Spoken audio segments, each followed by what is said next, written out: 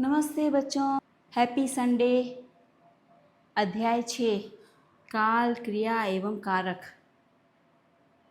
जिन शब्दों से किसी काम का होना या करना प्रकट होता है उन्हें क्या कहते हैं? उन्हें क्रिया कहते हैं। ये कक्षा 5 का प्रश्न है। कक्षा 3 का प्रश्न देखते हैं। जिन शब्दों से किसी काम के करने या होने का बोध होता है उन्हें क्रिया कहते हैं।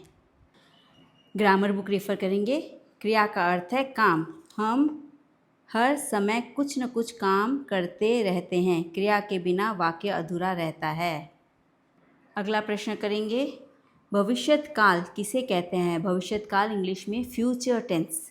क्रिया के जिस रूप से कार्य के आने वाले समय में होने का बोध होता है, तो यही वाक्य सही है। जब आने वाले समय का फ्यूचर टेंस, क्रिया के जिस रूप से उसके वर्तमान समय का मतलब प्रेजेंट टेंस का, क्रिया के जिस रूप से कार्य के बीते हुए पास्ट टेंस का पता चले, इनमें से कोई नहीं। जो आने वाले समय का बताता है वह भविष्यत काल होता है। अगला प्रश्न।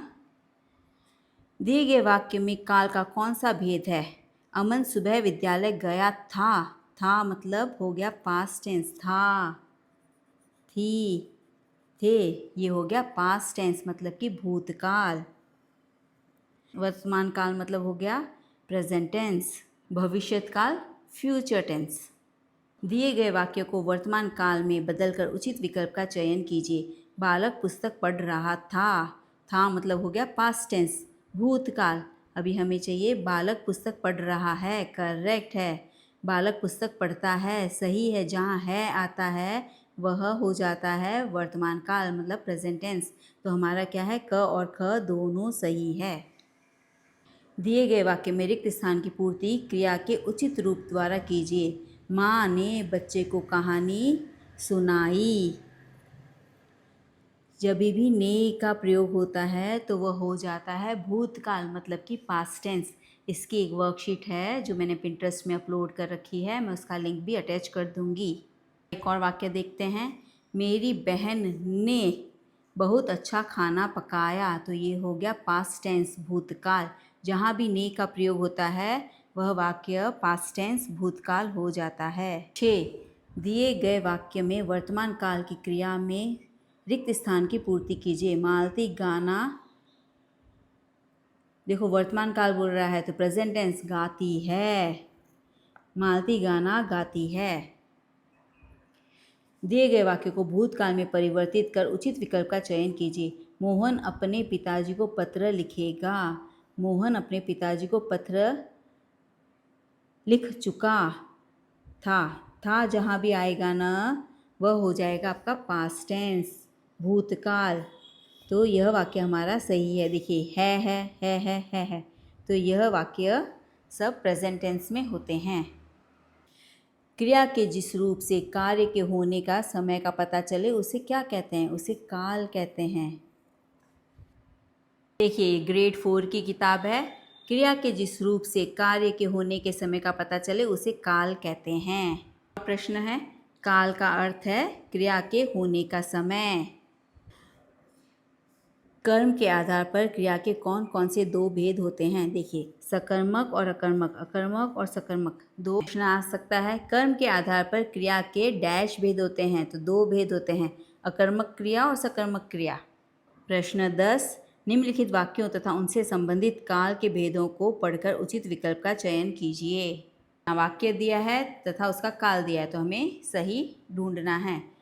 आयशा दिल्ली घूमने जाएगी। तो ये हो गया फ्यूचर टेंस, भविष्यत काल। तो यह हमारा गलत ऑप्शन है। आयशा दिल्ली घूमने जाती है तो यह हो गया हमारा वर्तमान काल, यह भविष्यत काल नहीं है। आयशा दिल्ली घूमने गई थी मतलब हो गया हमारा भूतकाल, वर्तमान काल नहीं है। आयशा दिल्ली घूमने जा रही थी, यह हो गया हमारा भूतकाल, करेक्ट है। तो थी मतलब भूतकाल। वाक्य में क्रिया के साथ जब कर्म हो तो उसे सकर्मक क्रिया कहते हैं। सकर्मक क्रिया, जिन वाक्यों में कर्म हो वहाँ सकर्मक क्रिया होती है। जैसे कि एग्जाम्पल है, बंदर आम तोड़ रहा है। क्या तोड़ रहा है? आम तोड़ रहा है, तो यह कर्म हो गया। विवेक पुस्तक पढ़ रहा है। पढ़ रहा है, क्या पढ़ रहा है? पुस्तक पढ़ रहा है। सुबोध ने बहन को पढ़ाया। किसको पढ़ाया? बहन को। तो इन सब में कर्म है, तो यह हो गई सकर्मक क्रिया। कर्मक क्रिया, जिन वाक्यों में कर्म नहीं होता है वहाँ अकर्मक क्रिया होती है। नेहा हंस रही है, तो इसमें क्या पूछने पर नहीं आता है, क्या हंस रही है, क्यों हंस रही है, नहीं आता है।